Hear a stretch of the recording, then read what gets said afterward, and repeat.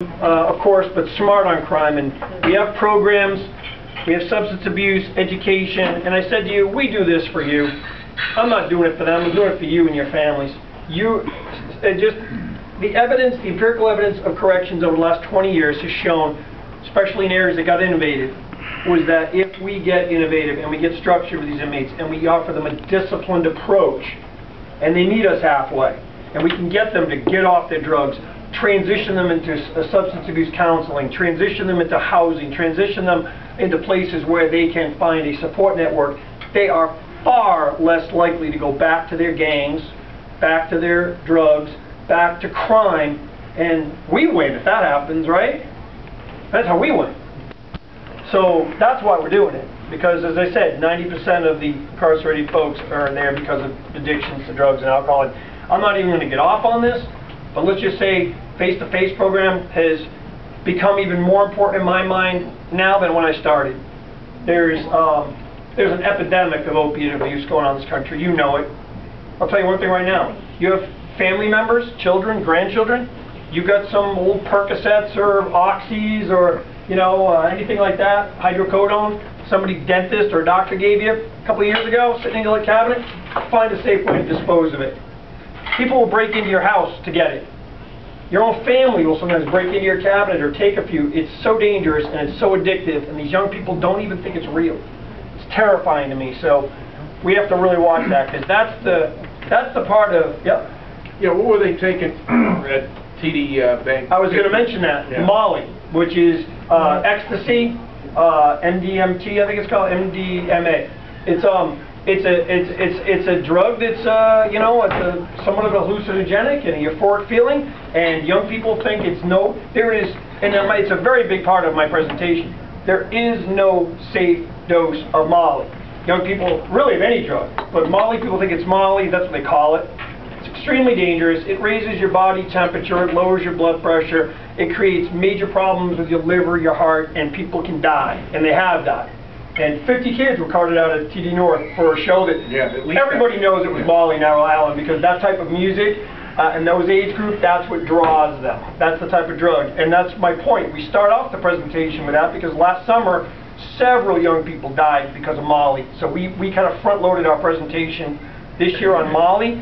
Probably next year we'll go into more of the heroin. And I look around this room, we're all similar ages. Can you imagine heroin's back? Can you imagine, remember the 60s and 70s people in heroin? It was so insane, you just thought, God, thank God that seemed to be behind us. It's cheaper than OxyContin. Bingo.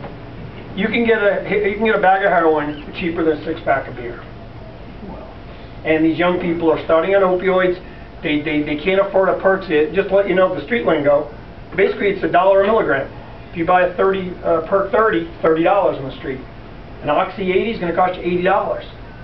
But a bag of heroin's $8, $7. Depending on what beer you drink, I suppose, maybe but it's dirt cheap, and these young people are taking it, and they don't understand that one bag habit becomes a two bag habit, becomes a three bag habit very, very quickly, and then they're sniffing it because I'll never put a needle in my arm. The message I bring in my face-to-face is this: I show like an OxyContin, and everybody's seen them. I mean, we all know what they look like. They're little white pills. And a lot of young people think it's no big deal. It's in my parents' cabinet, doctor prescribed it. It's not a serious drug. I put it in my presentation, you put that pill on someone's tongue, and I have it, then I hit the next button, and that tongue turns into a needle. I tell people, no one will tell you this, but I see it every single day. I have inmates tell me that I had no idea when I dropped that first perk that I'd be shooting a needle in my arm less than 6 months later. They don't tell young people that, but it's just what's happening. So we have to keep vigilant about that message. And the substance abuse program, we have new directors, we have an anger management program, relapse prevention, DED. I'll give you one quick story on the anger management. I got a guy in Leominster, as a matter of fact. I'm at a factory, it's a plastics factory up here in Leominster, and one of the owners likes to employ, God bless them, and if any of you we're working with employers to try to give inmates opportunities, because I always said, like Reagan said, right, that there's no better social program than a job. None. So I am like, let's get somebody employed. We might be able to keep him on the straight and narrow. So, we had an anger management program, and I was walking through, and the owner of the company said to me, hey, I want to show you. Here's one of you guys over there. I said, really? I said, mind if I talk to you? He said, So I said, how you doing? He goes, oh, Sheriff, I'm doing great. He says, as a matter of fact, Sheriff, I'm glad you're here because I wanted to thank you for your anger management program. That's why I'm still working. And I said, now I'm going to tell you this is a true story, and you're going to might think it's not believable because it's so common sense, but this is what we're dealing with in our population. He says to me, first day here, owner hired me, told me how to run the machine. And I came down and started doing it, and the supervisor came over, he told me I'm doing it all wrong. And he goes, until I learned what I learned in your anger management class of think and try to diffuse the situation. I don't think he used the word diffuse. But said I stopped think and I said to the owner, I think you need to talk.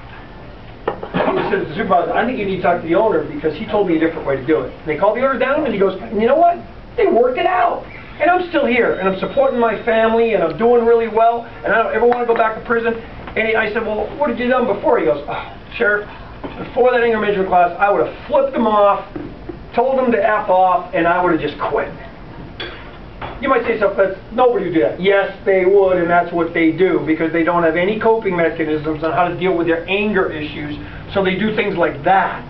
So we're trying to break things down for these inmates to that basic a role, to teach them how to handle these issues, because if they do, they're less likely to be in violent situations or be violent. So again, it's all win-win for us. So there's just an example of all the programs we have. But it's a disciplined approach, and I mean it. We hold everybody accountable. An inmate doesn't want to work hard, do his homework, out he goes. I don't have time to waste on people who aren't serious with this. So there's our programming. There's the pictures. I go in oftentimes and hand them their certificate or GED or whatever it is because I want to try to start the positive reinforcement for these people so when they get out, they become productive tax-paying citizens. We've had stories. This was in the TNG. The Sentinel has been tremendous for us, by the way. I want to thank them, all the folks up here in North County, because the word has gotten out and people get it, that this job does matter, and I'm proud of good stories that come out of jail. It's not always a bad place, you know. There's some bad people there, but there's people that I try to accentuate the positive and show that there are people we can work with to turn the life around. There was one fellow really just heartfelt explaining that he's been in prison several times, but he's learning a better way. And I do not believe he's ever returned, which is pretty good for us because the recidivist rate is very high, 50+%. So then we also have reentry programs into the community, helping people when they get out, stay out of crime. I talked about this, you're hearing it so much, I'm sure you're sick of hearing it, but it's really the essence of what we do in corrections, back to drugs and alcohol. 90% of them are addicted, but 100% that are in our house are coming back to our neighborhoods. So we have to deal with this in this very no-nonsense, multidisciplinary approach.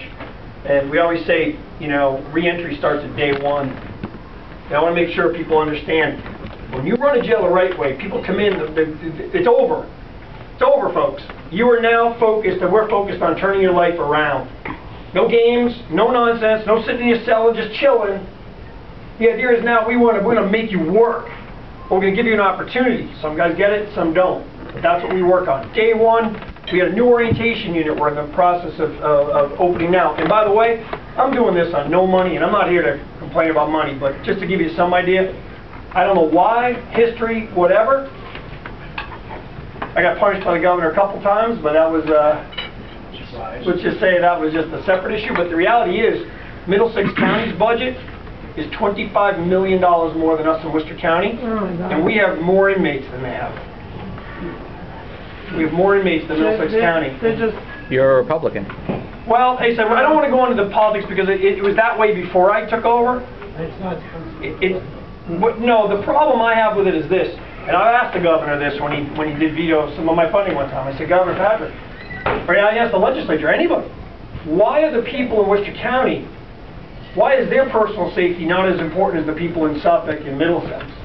Why, when I'm trying to open a reentry drug treatment center to keep people off of crime, and I don't have the money to do it, but Middlesex County has 3 and 4 and 5 of them? Why is it when I hire one person at a reduced salary to do a job that they've got 6